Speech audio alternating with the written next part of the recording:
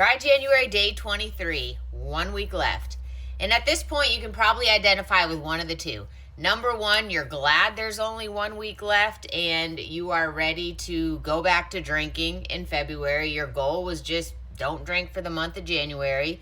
And once you complete that, you feel accomplished. Number two, you have a lot of feels right now. You went into this thinking, I'm not going to drink for the month. But somewhere in the throes of going through all the junk we go through when we first quit drinking, you've seen where you are a lot more dependent on alcohol than you thought you were. Remember how I told you that this month is going to be telling you put down alcohol for 30 days, you learn a lot?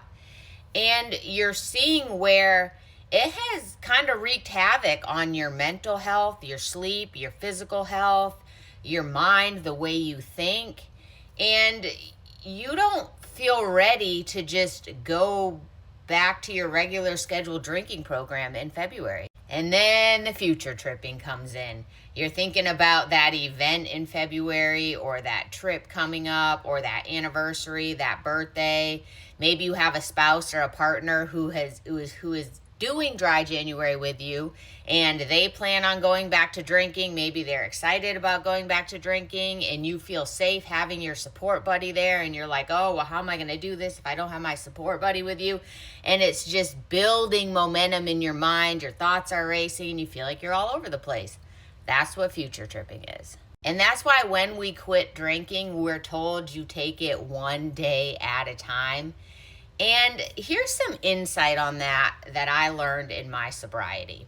Because I did a lot of future tripping at first, and now I look back and I see how that was such a waste of time. Because the things that I was obsessing about or worrying about, once I got to that situation, that time frame, whatever it was nothing like I thought it was going to be. And this is why. Because the current sober you right now, today, in the present, is not going to be the same sober you a month down the road, 6 weeks down the road, 3 months down the road. Because you grow and you change in your sobriety as you're building a new structure, a new routine.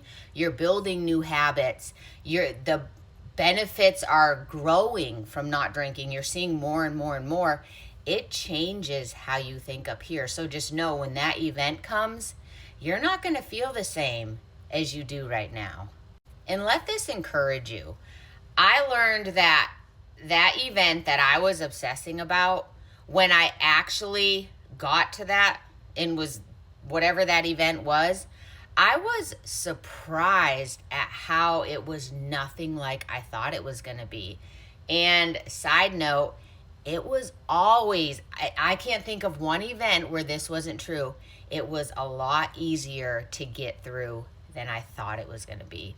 Like that fear in your mind, fear is literally a liar. So if you're thinking about taking this Dry January into February, go for it. And just know that you don't need all the answers right now. I promise you will figure it out.